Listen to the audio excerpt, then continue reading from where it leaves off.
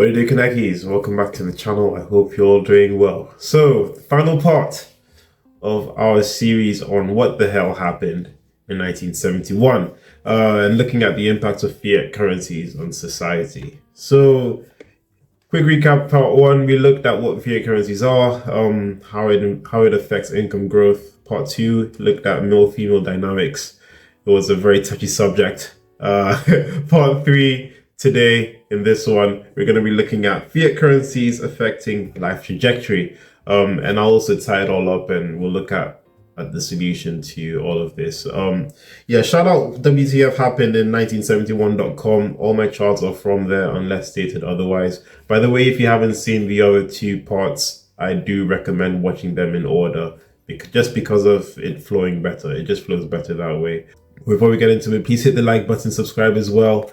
If you're new and you haven't already, let's get into it.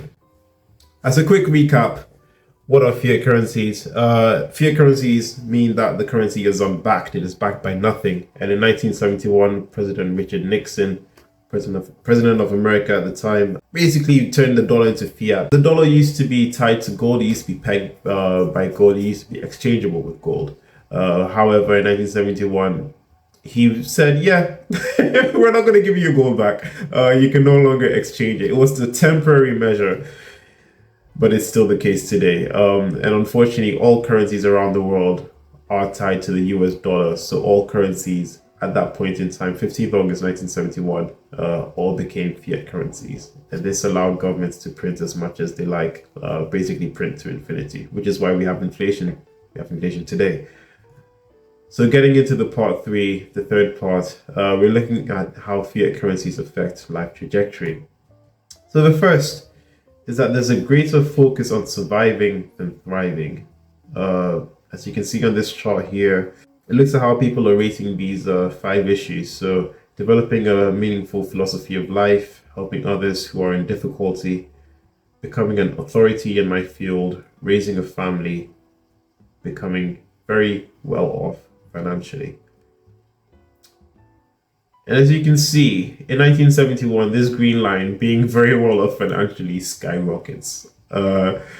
Money is at the top of people's mind because they're seeing inflation all around them. They're seeing prices skyrocket, so people are worried that they will not have enough in the future. So they just want to secure their safety. They want to survive in the future. So they don't. It's very hard to think about philosophy when you're starving, right? So this follows on into the next thing, which is Maslow's hierarchy of needs. At the very bottom is the psychological needs: air, water, food, shelter, sleep, clothing. These things all cost, and then you have the safety needs. And then you go into love and belonging, esteem, and self-actualization. So self-actualization, that's the philosophy aspect of it. That's where you want to be a good person in society. You want to contribute to things. You want to have a purpose in life. These things take a backseat in a society that is having to deal with inflation because you don't know whether you're going to eat tomorrow. So people are more or less operating at the psychological need and the safety needs as well, which I'll come to later, because incarceration rates are rising as well. People aren't feeling very safe in their society. So the vast majority of people are operating in the bottom 2 rungs of the hierarchy of needs. And how does this impact society? Well, it impacts kids. Kids at school aren't developing as much or as well as they ought to. The quality of education is not scaling with funding. Schools are getting more funds, they're getting more staff as well. However, scores are not improving. If anything, they're almost dropping. Look at the science scores in purple. Good Lord. It's indexed, so percentage change since 1970. Science scores are down. Math and reading scores are more or less flat to down.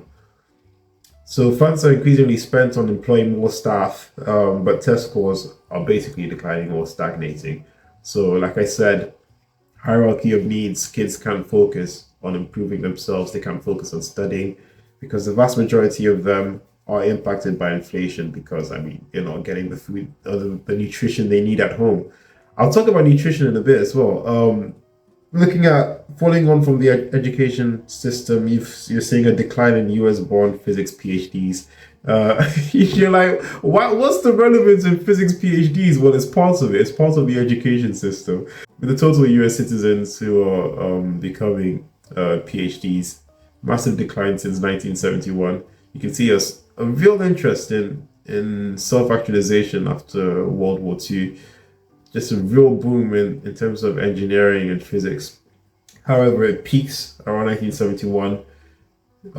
Impacts of inflation, US citizens becoming less interested, so immigrants have to come in and fill that gap.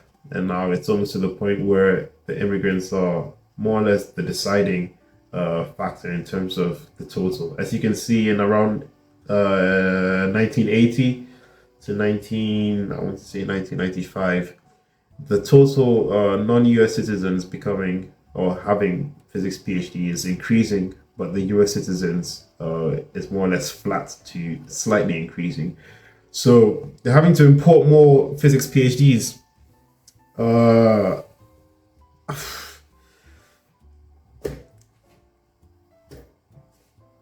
If your citizens can't do it, import. That's what the government is basically going with. I mean, most of these are probably private sector, so there's a demand there on the private side as well. But there are a lot of physics programs that the government does. So they're basically importing them to bring them over to the US. Inflation is also causing a huge spike in incarceration rates, basically imprisonment. More people are being imprisoned because crime is going up. People are stealing to survive. Those are becoming more addicted to drugs to escape the realities of life. Unfortunately, in this chart, we're seeing men being affected a lot more, a lot more than women. If you remember in the previous part two, about how fiat currencies affect male female dynamics, I'll probably put it here as well just for reference. You can see the median male income has more or less stagnated, while for the women it's going up. So men are being more affected by inflation than women are. From a monetary standpoint, women are also affected by it. So that's why men are being incarcerated more. Got dwindling prospects, not earning enough, can't start a family, can be contributors to society. So they then fall into gangs and they fall off the good path due to inflation. That's the second order effect of inflation. So as inflation steals people's purchasing power, people steal to make ends meet. And there's this really good quote that I got from an interview on Kitco News. Shout out Kitco. The interview was Jimmy Song, I believe, and he said the system of value becomes the value system, and I really like that. It stuck with me. I think I watched it last year, and it's still in my head. Basically, the system of value being the money, the currency, is now the dollar, which is fiat. All currencies are fiat. They're stealing your purchasing power. Governments are stealing from you. So the people, the public, then go into stealing. Then they then go into speculation in the markets. They look for cheap dopamine. They look for quick wins. Betting on a stock going up and down. The stock market is basically a casino right now. You've also got crypto casinos, 24/7 casinos. And yeah, it sucks. It sucks because now people are no longer thinking long term. It's just about now. It's just about the immediate gratification. How can I satisfy my needs now? Because tomorrow I don't know whether I can afford it. That's the sinister thing about inflation.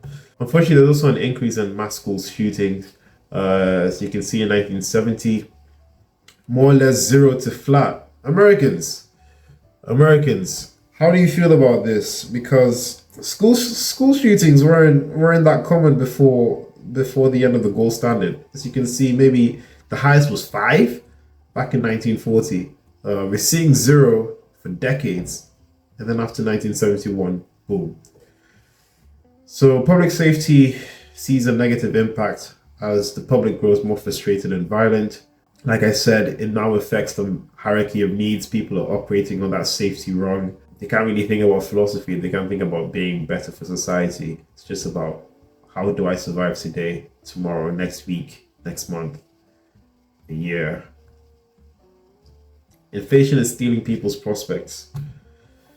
Rise in food prices. This is where we come into nutrition that I mentioned previously. So inflation of the money supply means higher prices for goods. Food is affected as well. You can see fruit. The price of fruit has skyrocketed. This low in 1971 and it's all the way up there. That's the fruit CPI. It's a consumer price index, and basically the price of fruit has skyrocketed. And with healthy food being more and more expensive, people are choosing cheaper alternatives. Unfortunately, the cheaper alternatives aren't healthy. So think your snacks, cookies, sugary foods. You know, that's what people are opting for to eat. McDonald's, KFC, Burger King. So people are choosing that, and they're becoming more obese. Look at the chart. 1971, more or less flat. This are different age cohorts, but 2 to 5 years old, obese. 2 to 5 years old.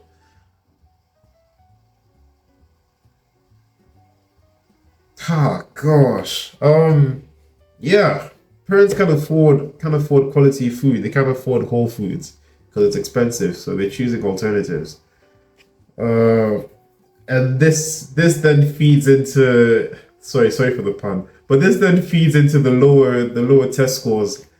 It's all connected, guys. It's all connected. It all comes back to the inflation. These are just second order downstream effects. It all comes back to the inflation. So let's tie it all up. Too long didn't read version. All currencies are fiat. Inflation affects more aspects of life than just finance. And going from this quote on the WTF happened in 1971, I'll read. It's from F.A. Hayek. I hope I've pronounced his name properly. And it goes like this. I don't believe we shall ever have a good money again before we take the thing out of the hands of government. That is, we can't take it violently out of the hands of government. All we can do is by some sly roundabout way introduce something that they can't stop.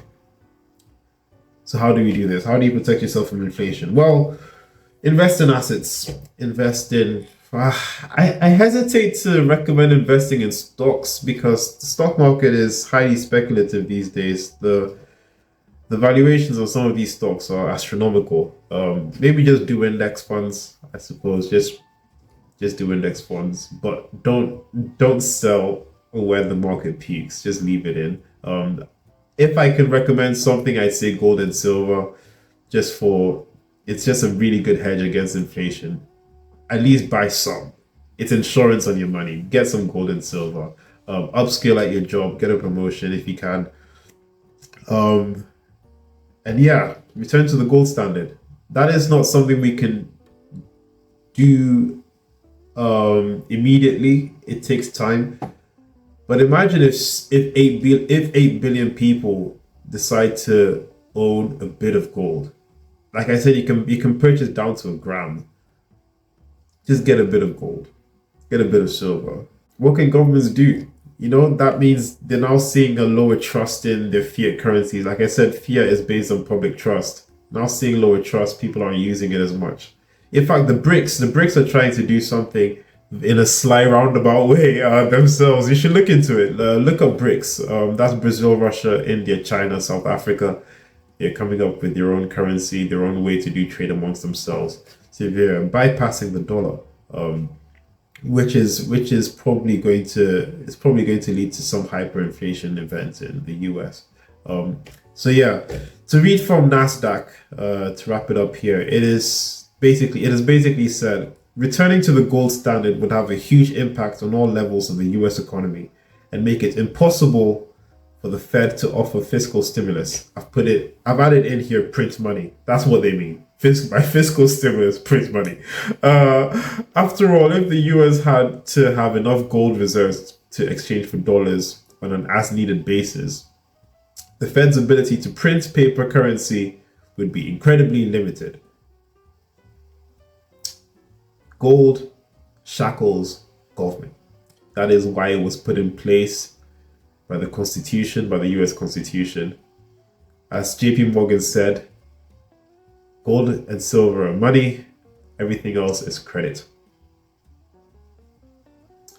Thank you guys very much for watching. I hope you enjoyed this. If you did, please hit the like button, subscribe as well. I certainly enjoyed putting this series together.